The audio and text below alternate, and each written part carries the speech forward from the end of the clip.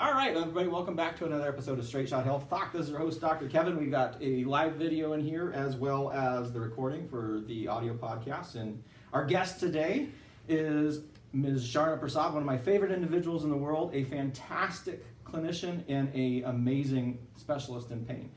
And so, thank you. Well, it's true. I rave about you all the time. I think if I had friends or family members that were experiencing persistent pain and they had to see anybody, there's like a handful of people I would recommend without any hesitancy at all. And the top of the list is you. Thank you, Kevin. That means a lot because I've learned so much from you. So it's kind of that mutual respect. Yeah, you've taken it in ways that I couldn't even dreamed of, and it's just exciting to see everything that you've done in your practice and with the groups that you started and the programs that you've created. So it's really cool. Especially when I was so biomechanical on the other end of the spectrum. Well, aren't we all? I mean, obviously, as an interventional pain specialist, you couldn't get more biomechanical, I think, than talking about pain generators and burning pain pathways and all the ridiculous stuff that makes me a little embarrassed to even say it now that you can look back and go, oh my God, I can't believe I was so ignorant. But we all start from somewhere. That's true. So a question came up, and it came up yesterday, and the question had to do with this whole pain science thing, and when do you introduce your patients to pain science? And let's just talk about the initial visit. So when someone walks into your office and they're seeing you for pain, because you prefer and see people mostly for diagnosis of pain, how do you start that conversation, or do you start that on that first visit? So if you want me to run through the whole my initial eval, my first thing I would do is have them sit down and say, tell me your story. Okay. And then I just shut up and listen for a very long time. I don't interrupt until I feel that there's a pause, and I still hold the pause, and then I intervene and ask a few questions here and there. But I get a good feel for what their story is. And that's very counter, though, to a lot of what we have done in clinical practice and most clinical practices, because there's this time pressure. And it's interesting to me because I've done a lot of work with physicians, and primary care docs are like, well, I only have 10 minutes or 15-minute appointments, and out of that, when you're charting all this stuff, it's really probably less than 7 you can talk. But I've actually had physical therapists say the same thing. We have no time to talk about this stuff. I'm like, how long are your visits? 45 minutes. I'm like, oh my God, 45 minutes. But we were trying to mark our little check boxes here. And so I know someone out there is listening and going, oh my God, I can't listen to those stories because I'll never get what I need to get done if they just talk and talk and talk, right? Because they just want to talk and tell something. But you do that, and that's your preferred method. Yeah, absolutely. So that was me, my biomechanical world when I lived in. I had a nice checkbox, and I had a sequence of asking these questions. And I would get really upset when the patient jumped ahead, because then I would have to jump my cursor and write it in a different place. And since I have transformed, I should say, enlightened, I don't know what the word is, my practice has changed a whole 180 degrees turn. So for now, what I do is my appointments are an hour. My first initial eval is an hour. Actually, my follow-ups are 45 minutes to an hour too. So the initial eval is I relax, I have my drink of water, I am in the mode to listen to a story. So that's the first place for me. And then I sit down and I have my computer. I do take notes. I'm not making direct eye contact the whole time, but I'm listening very intently because nothing else is in my mind other than the narrative.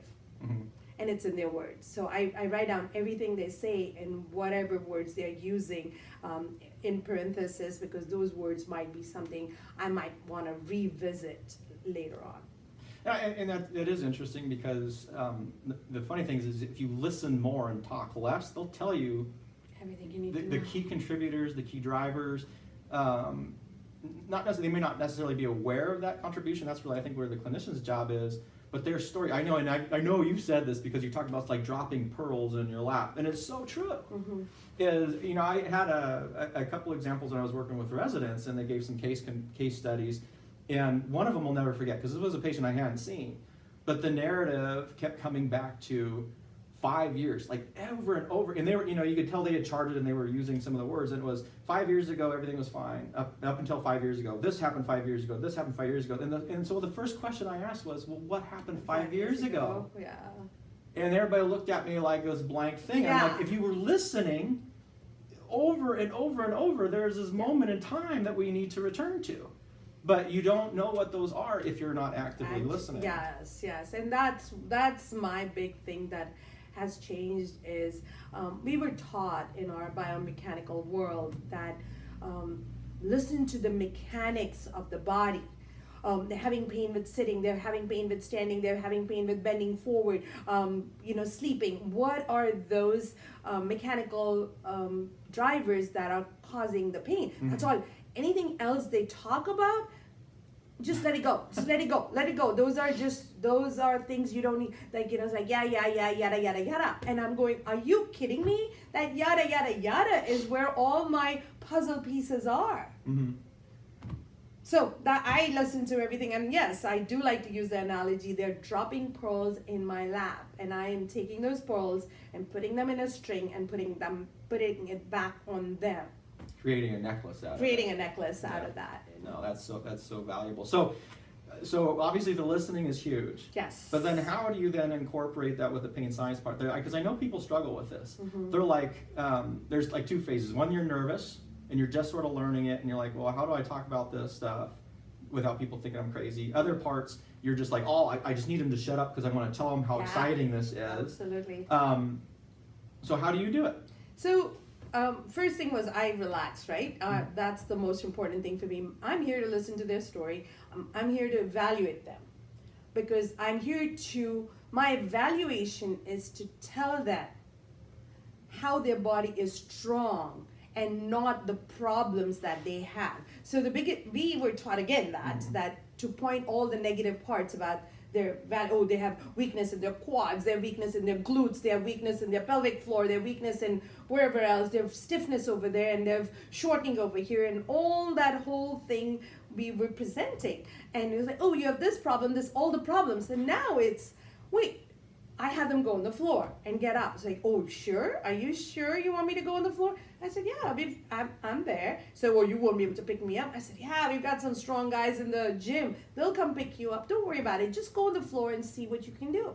So I put them through an assessment so that they know that they can do these things. And then I'll come back to some of the words they've used. Mm-hmm. And then if I have time, I will go over a simple analogy, which is yours, is the fire. I'll ask them, and it takes less than a minute. So what's a fire made of? And they'll say, blah, blah, fire is made of, fuel, oxygen, and heat. And I say, and what happens to the fire if one of them is gone? And they go, well, the fire will die. I said, oh, okay. Well, here's another analogy. Pain has three main elements: sensation, emotion, and thoughts. And then I keep talking because I don't give them too much chance to talk. I said, here are the thoughts you mentioned. You said you don't want to be paralyzed like your mother. You said, I am worried about taking care of my kids. You said, these are all the thoughts you listed. This is all from my history. Some of the sensations you listed were burning, tingling, throbbing. Those were your sensations. What were some of the emotions that went with it?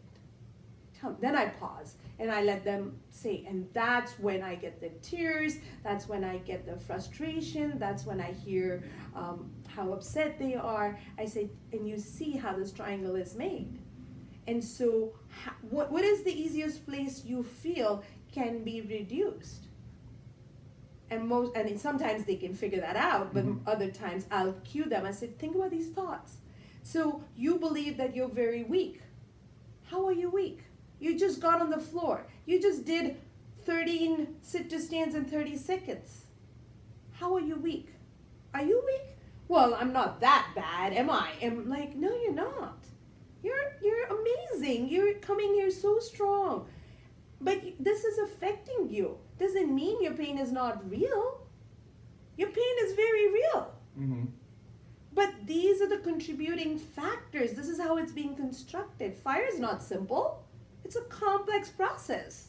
You know our Oregon fires, they jump rivers, big rivers. Yeah, so I kind of tie it to the context, to our, local environment. And these people are farmers. They're our local beings. They're hard workers. So for them to be feeling so down and that I'm not strong enough, it's giving them back their power and saying, you've got this. Now, and there's a couple little key pieces in there that I want to kind of return back to. And one is you've listened, you've got those pearls, and you're kind of hearing the story. But what I like is when you compared it, and this is obviously I'm biased about the fire triangle and the pain triangle and things, but you return it to something that they already know, and then you use that analogical comparison to pain. And what you said though, and I want people to listen here, is then you said, well, I don't give them a chance to talk. And some people will say, well, you're overwhelming the patient. But what you're doing is rather than leaving that moment in doubt, you're providing them, you're reflecting those words back to allow them to see. Because I can, the danger when it comes to any conversation about pain is to not feel validated. And people have gone to so many appointments and have seen so many people and they don't feel validated.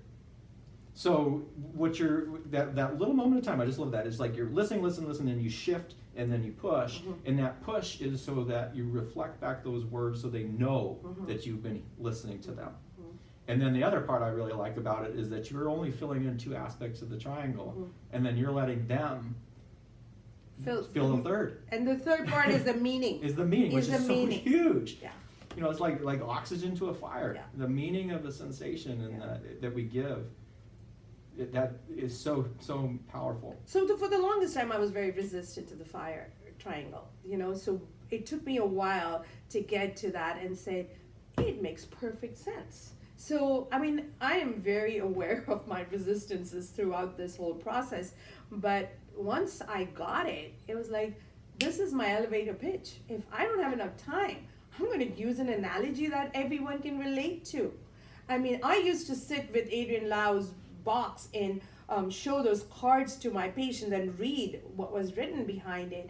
And I was like, it wasn't making sense to me that much. So I was like, wait, I'm missing pieces to it. So then I realized that box was for me to understand pain thoroughly. So the more I understood pain, the easier it became for me to explain it to the patients in small doses. How do I use their language in pivoting them? And that's all I do. Well, and that is another important thing too, because there's any sort of therapeutic relationship, any relationship, right? And every relationship could either be therapeutic or destructive, no matter where you are and who you're working with. If family relationships, friends, clinical practice relationships, that ability you have to have some comfortableness and confidence that you develop over time. And it's a good place. So many people are like, well, if I only had to explain, if the patient just understood me, well, no, you have to understand what you're talking about too. And I don't want to get too off into that because we're focusing on what the initial visit is, but it's so frustrating when we see so many clinicians that just are trying to push it off on the patient when it really is as much or more your responsibility. Yep. If you're trying to facilitate change, you have to be a good facilitator. Yeah. The only way you can be a good facilitator is to actually have an understanding of what you're talking about. Yeah, anyway. So. You have to be the change you wish to see. Exactly. You have to be the change you wish to see. If you cannot get this so thoroughly, and I've had multiple discussions with therapists and say, I get so frustrated that the patients don't get it. And the moment I hear that term, the patients don't get it, it's not the patient. Then I know that the therapist doesn't get it, because then my question is, what is it about this that you don't get? Oh, I get it completely. Because if you get it, then that Albert Einstein quote, right? If you understand something, you should be able to explain it simply. I'm paraphrasing it. You need to be able to explain it in simple terms. So obviously it's like at the moment you point a finger at someone, we have three pointing at us. It's like, what are the three things I can do to make this easier on you or him, Yeah, well, another aspect of that is I'm bigging, what is it that you can control, what is it that you don't control, right? So if you want to focus on what you can control and not focus on what you can't control, well, you can't control whether they're going to get it all. Yeah. The only thing that you can change is you can focus on whether you are enabling and providing the information in the best possible fashion that they can get it. Yeah. And so, when you hear that question of, well, I'm frustrated my patient's not getting it, I like how you flip that around, because it really is, the frustration should be, I'm frustrated because I'm not providing the information in such a way that my patient's getting it. And then it is my responsibility. Exactly. So it's like you're talking to a 2-year-old kid, right? And you're talking to them in a language that's high school, and the kid is not getting it. So what are you going to tell that kid that, I don't understand why this kid is not getting this information I'm explaining? You have to come down to that language of a 2-year-old and explain it in their language that they get it. Or flip it around, you can have somebody who's a 90-year-old and grew up in an environment where they've been told one thing over and over and over again, have this firm rooted identity, and how you speak to them is going to be a little bit different. How you communicate is going to be a little bit different. And I'm going to return back to that first start of listening, and how important that listening is because you're not going to know how to communicate to somebody unless you hear their story, and then you can work your way in as an adjunct to their story. Exactly. Rather than trying to rewrite it for them. Yeah, and that's, if there was a golden rule, that would be my golden rule to take home. The answer is in their narrative. Period. I'm going to rest my case right there. It's the language they're using, and I have a gazillion examples I can give you, but it just is. Right, and so the other thing to return, though, is if pain care is very difficult, particularly in the United States, probably in the world, really. But if you're someone who's struggling with pain, is write down your story and take a moment of time to actually journal it out and write it down. And the goal is to, it is obviously a little harder when you're doing it on your own, but if you're understanding that there is more to then structure to pain, and then you start writing out that story, and you start just looking at what the time frame is, when things started, and ask this question of what else was occurring when this began, and look again outside that physical realm. What were their relationships? What's your financial situation? What was the work environment like? You can start seeing these little pieces. And more challenging unless you have a good facilitator with you, but you can do it yourself. You can do that. So anyway, you ended it. I had to add on a little bit there. Yeah, absolutely.